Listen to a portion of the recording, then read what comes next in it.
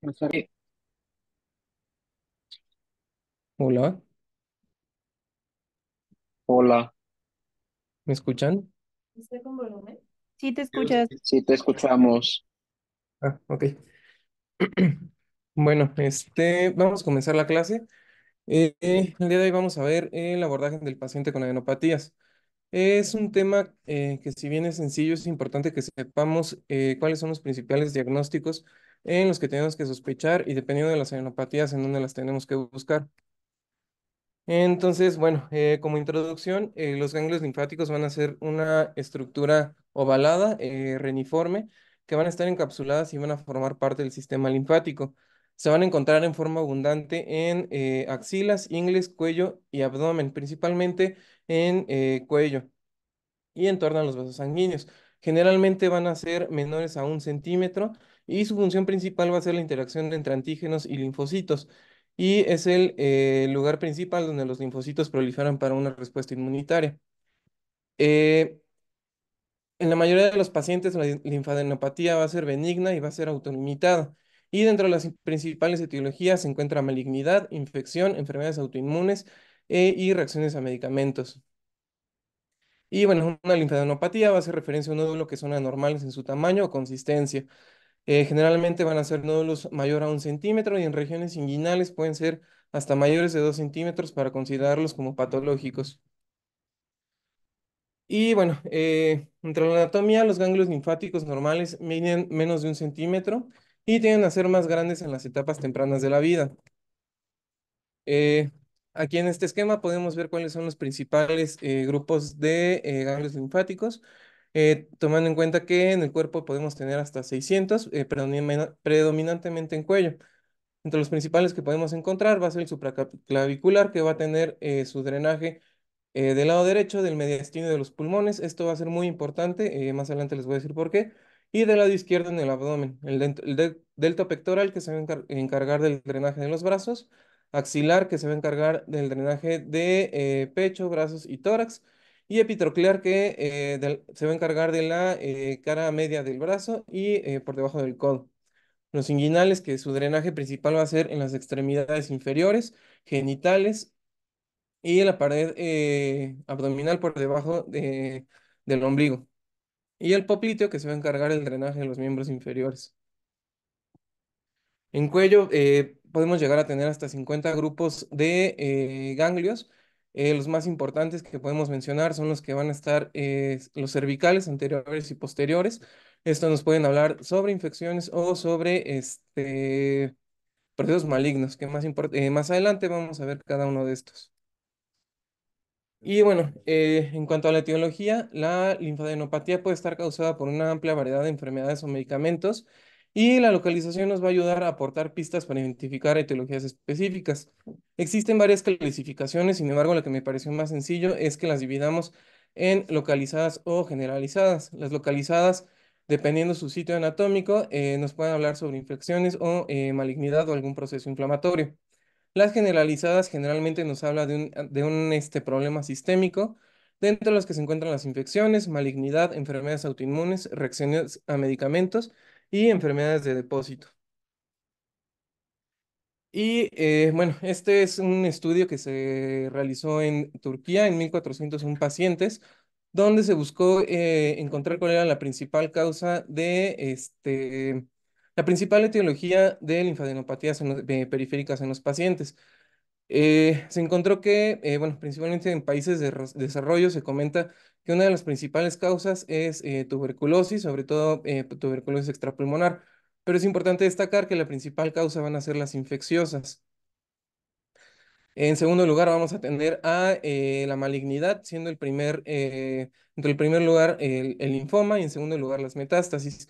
Este tipo de adenopatías van a tener diferentes características. Ahorita vamos a ver qué característica tiene cada uno de estos. Y dentro de las enfermedades inflamatorias o autoinmunes, vamos a tener la enfermedad de Kikuchi, que va a ser una condición benigna que se va a caracterizar por linfadenopatía y fiebre, el lupus eritematoso sistémico, el síndrome de Sjögren o enfermedad del tejido conectivo indiferenciado. Y ya en otros, en misceláneos, tenemos enfermedades como lo vimos el día de hoy con sarcoidosis, enfermedades tiroideas con menos frecuencias y mastititis granulomatosa. Y muy importante que en la mayoría pues no se va a llegar a un diagnóstico y van a cursar como no específicas o sin tener una explicación. Y bueno, este ya es un artículo viejito, de hecho es de finales de los noventas, pero me gustó la forma en la que tratan de abordar a los pacientes, sobre todo tomando en cuenta eh, acrónimo que es All Ages, la A que va a ser para la edad, teniendo una edad mayor a 40 años, un mayor riesgo de malignidad, la localización, que nos puede ayudar a orientarnos si es un problema infeccioso o en qué sitios nos va a apoyar un diagnóstico de malignidad, el tiempo de evolución que va a tener esta adenopatía. Generalmente en pacientes que tienen un crecimiento rápido que persisten de 4 a 6 semanas se tiene que tener bajo vigilancia. Asociación con signos y síntomas, sobre todo tomar en cuenta síntomas B, si es localizado o si es generalizado, si tiene asociaciones extranodales o si tiene esplenomegalia y fiebre. Y bueno, nada rápidamente en esta tabla nos resumen cuáles son las claves que podemos tomar en cuenta para orientarnos a nuestro diagnóstico.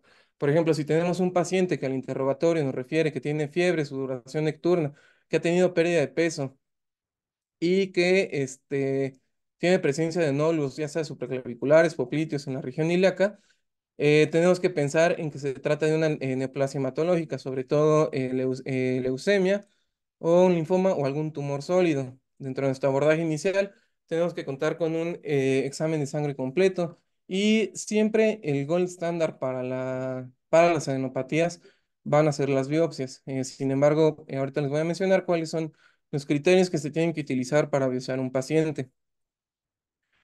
Si un paciente tiene fiebre, escalofríos, malestar general, faringodinia, náusea, vómito, tenemos que orientarnos hacia una infección viral o bacteriana. Y generalmente estas son autolimitadas. En caso de tener una sospecha más específica, pues dar tratamiento más específico, como es en el caso de la tuberculosis. En enfermedades sexuales de alto riesgo, tenemos que sospechar en una enfermedad de transmisión sexual como el chancroide.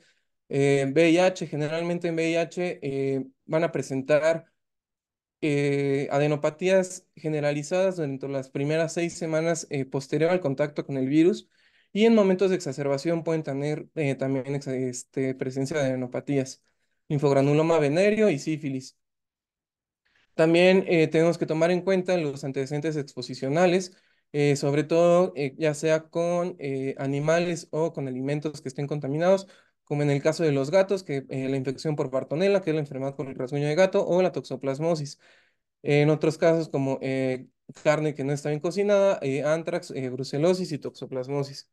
Tenemos que interrogar también los viajes recientes y si el paciente también está acompañado de afecciones articulares, sobre todo, pues nos haría sospechar de enfermedades reumatológicas, siendo las principales el síndrome de Sjögren, lupus eritematoso sistémico y artritis reumatoide.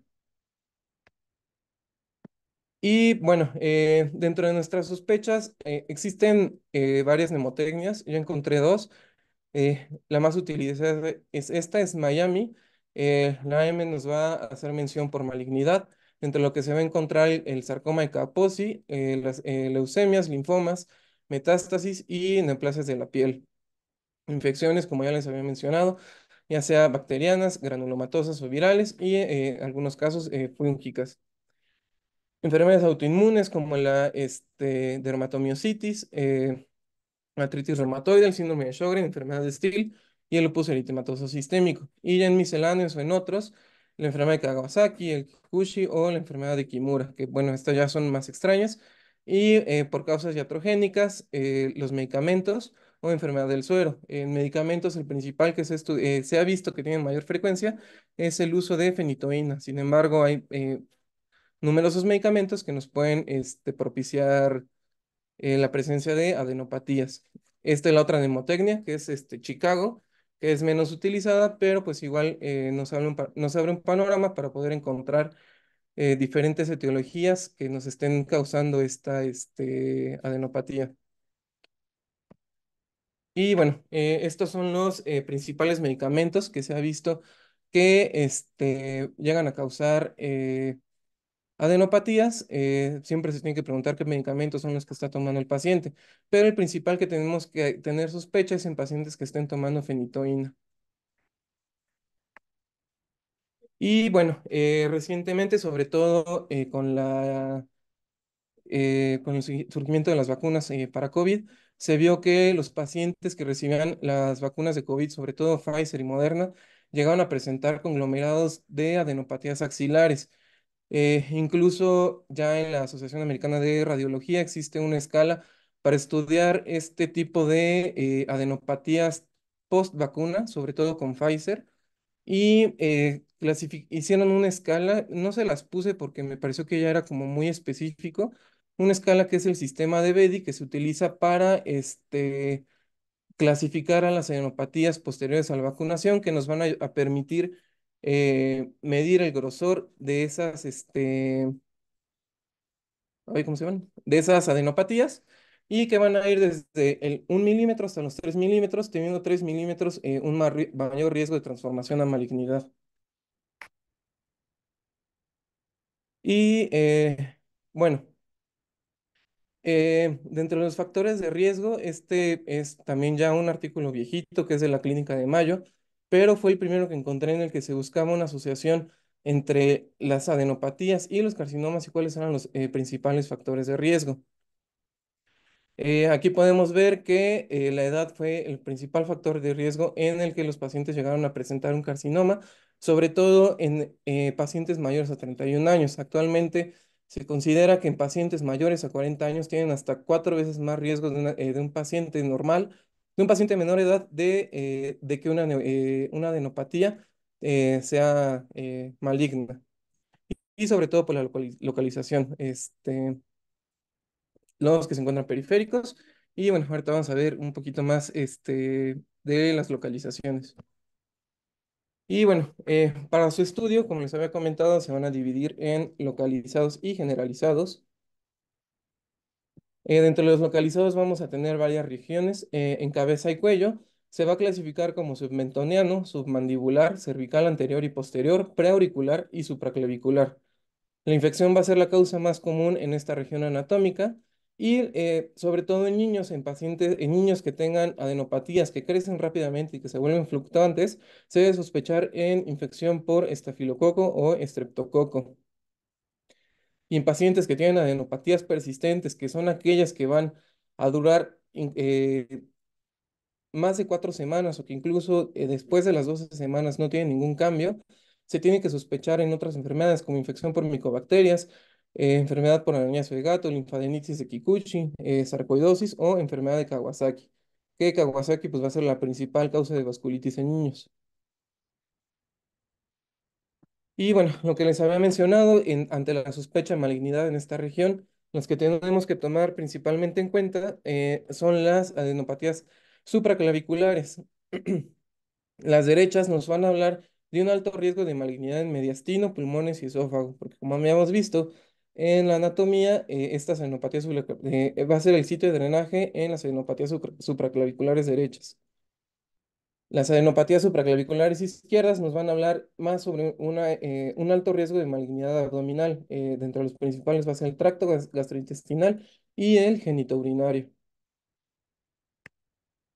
Y bueno, esta es la distribución que vamos a tener. Generalmente los que se van a encontrar en el área circundante a la cavidad oral, tenemos que sospechar de un origen infeccioso. Los que se van a encontrar cervicales anteriores también van a tener un origen infeccioso en su mayoría.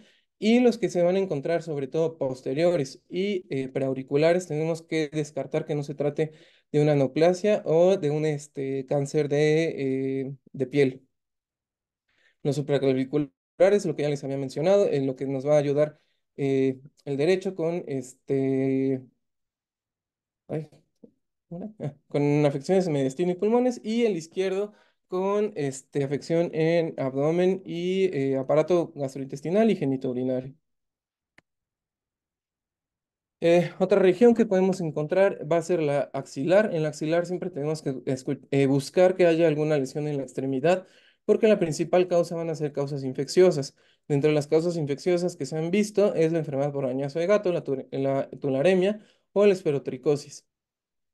Si no se encuentra una causa infecciosa, lo más común o lo que va a ocupar el segundo lugar va a ser el linfoma de Hodgkin o el no Hodgkin. Sea el Hodgkin el más frecuente. Y en epitroclear, los nódulos mayores a 5 milímetros van a ser altamente sugestivos de linfoma o de melanoma. Otras causas pueden ser infecciosas, sarcoidosis o sífilis secundaria. Estas van a ser las regiones anatómicas que tenemos que buscar. Sobre todo, nos hace mención en este artículo que en las infraclaviculares tenemos que buscar o descartar que no haya linfoma. Y en las axilares, lo primero que tenemos que descartar es que no haya alguna lesión en el brazo que esté causando alguna infección o que no haya alguna lesión específicamente en ese miembro.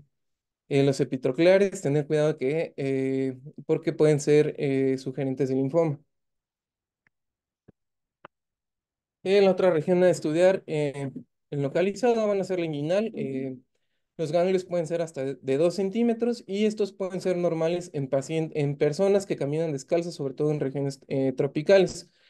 Las etiologías más comunes que nos pueden dar adenopatías en esta región pueden ser las enfermedades de transmisión sexual, el herpes simple, el linfoadenocarcinoma venéreo, el chancroide o sífilis. Puede haber también infecciones de tejidos blandos y se ha visto que hay una asociación con carcinoma de pene y uretra, sobre todo cuando se encuentran del lado ipsilateral a la lesión. Bueno, aquí vemos esquematizado la región donde vamos a buscar estos ganglios y recordar que estos ganglios pueden ser hasta de 2 centímetros y bueno, buscar cuáles son, que la principal causa pues puede ser igual infecciosa. Y bueno, generalizadas. Eh, ¿Alguien me puede decir cuál es la definición de una linfadenopatía generalizada?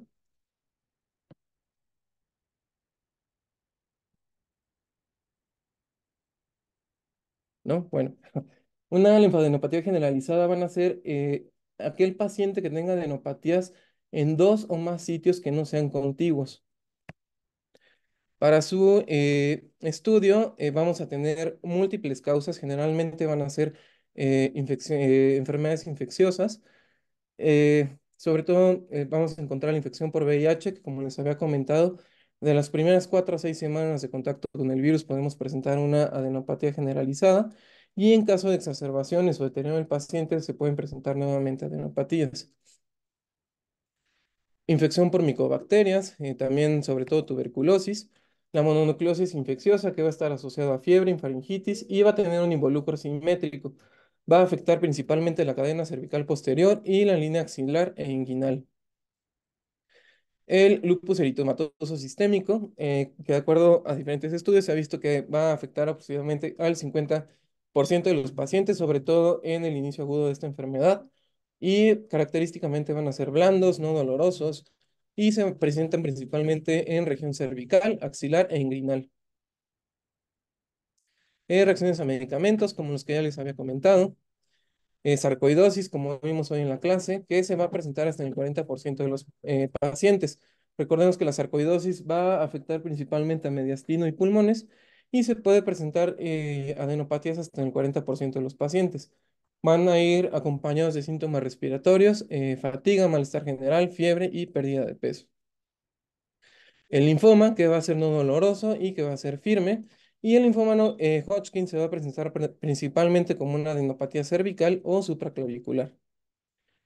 Y bueno, hay enfermedades más raras como la enfermedad de Castleman, que está caracterizado por ser una linfadenopatía masiva con fiebre, hepatomegalia, esplenomegalia e hiperglobulinemia policlonal y raramente debe ir acompañado de amiloidosis.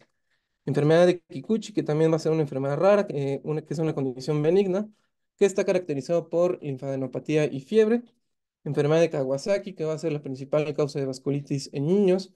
El linfoma angioimmunoblástico de células T, el pseudotumor inflamatorio, amiloidosis, la enfermedad de Kimura, que va a ser un estado inflamatorio que va a involucrar el tejido subcutáneo linfático, sobre todo con incrementos de IgE e eosinofilia. y, y la enfermedad de Rosay-Dorfman. Esta enfermedad está caracterizada por una acumulación masiva de histocitos y va a estar autolimitada. Y una de sus características es que se presenta con anemia hemolítica y la enfermedad relacionada a IgG4. Y bueno, para realizar el abordaje tenemos que iniciar con los antecedentes del paciente, donde tenemos que interrogar sobre síntomas constitucionales, el antecedente exposicional, uso de medicamentos o viajes recientes. Dentro de la exploración física tenemos que ver si es si su localización es generalizada o localizada. El tamaño, recordemos que tienen que ser mayores a 1 centímetro. En regiones inguinales pueden ser incluso hasta de 2 centímetros. Y su consistencia, que pueden ser duros, sobre todo en neoplasias, gomosos en linfomas y o blandos. Y que pueden ser fijos o móviles. Sobre todo las adenopatías que son malignas, son fijas y son duras a la palpación. Y pues la sensibilidad. Generalmente en pacientes que están cursando con un proceso inflamatorio van a presentar dolor, pero también en casos de malignidad donde hay necrosis o sangrado dentro de la adenopatía puede haber dolor. Dentro de los estudios de laboratorio que tenemos que pedir, pues se tiene que orientar de acuerdo a la sospecha que tengamos. Generalmente ya con la exploración física y con los antecedentes del paciente, pues podemos tener una sospecha sobre qué enfermedad es la que tiene el paciente. Eh, Antígenos específicos dependiendo de lo que estemos sospechando en el paciente y anticuerpos.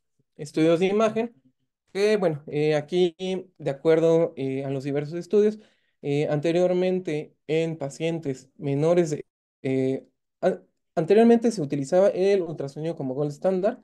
Actualmente se ha visto que en pacientes mayores a 14 años, la TAC es la que nos va a ayudar con una mejor localización y caracterización de estas adenopatías. Y por siempre el gol estándar de los pacientes pues, va a ser la biopsia, ya sea biopsia por aspiración de aguja fina y la biopsia excisional. No sé si hasta ahorita hay alguna duda o pregunta.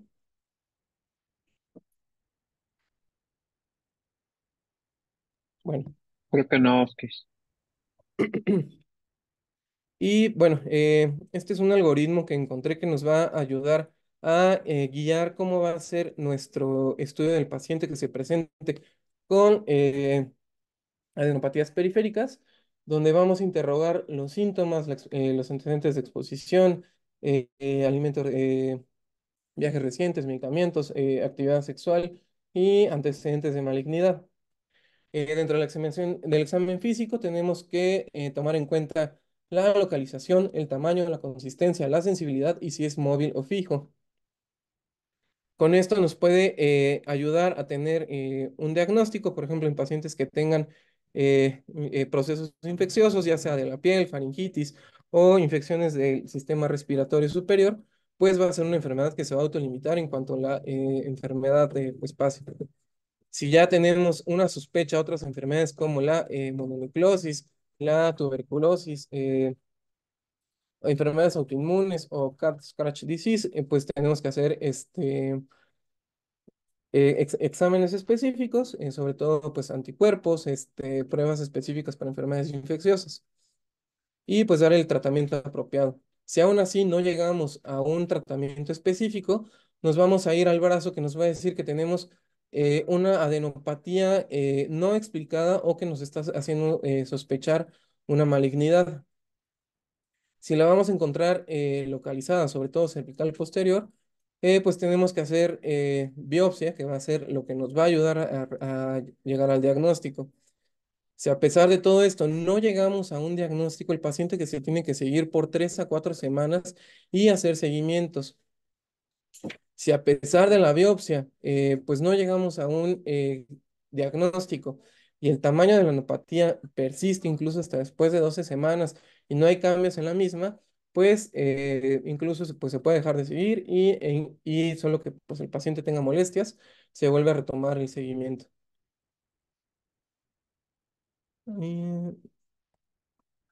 Y bueno, estos son los factores de riesgo para tener malignidad. Una edad mayor a 40 años, sobre todo en pacientes de alto riesgo, el riesgo se incrementa hasta en un 50%.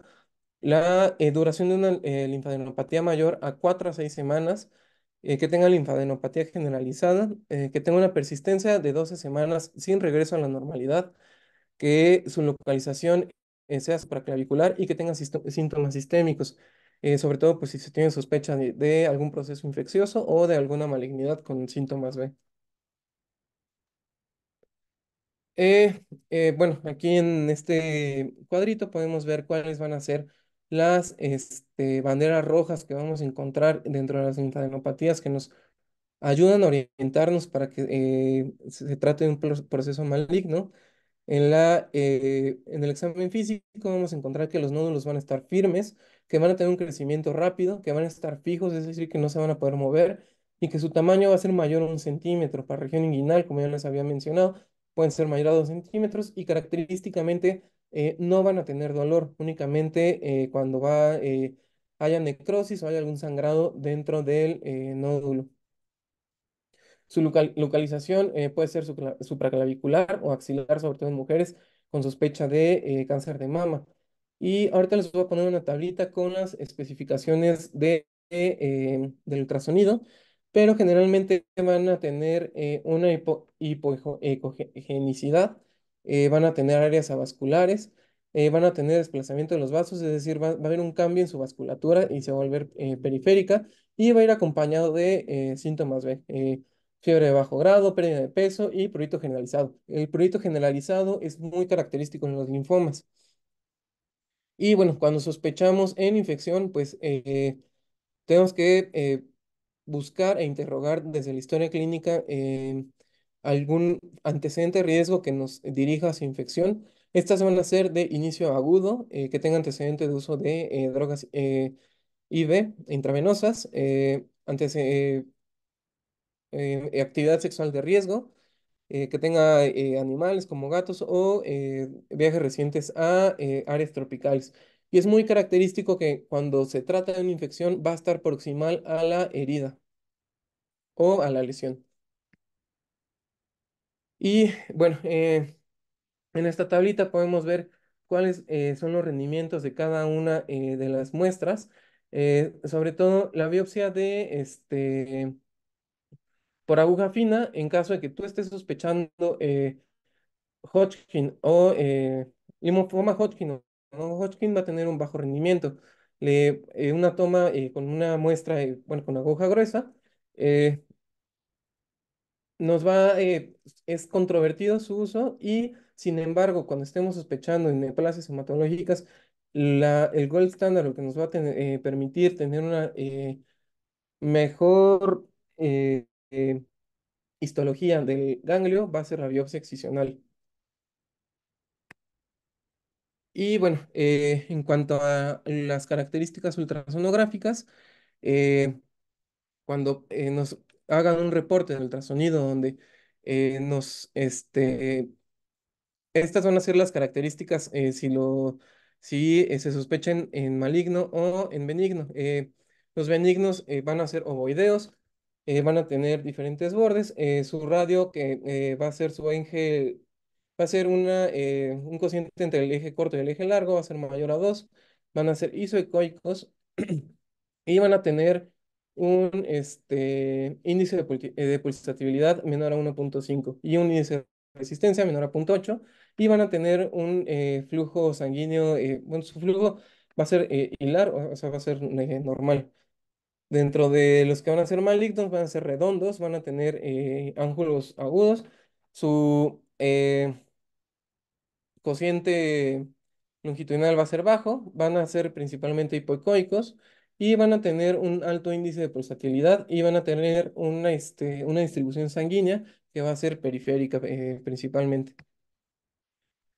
Y bueno, cuando se trata de linfadenopatías reactivas, vamos a tener 5 patrones característicos, dentro de los que encontramos la hiperplasia folicular, en los que tenemos que sospechar una infección, una enfermedad autoinmune o por alguna razón no específica,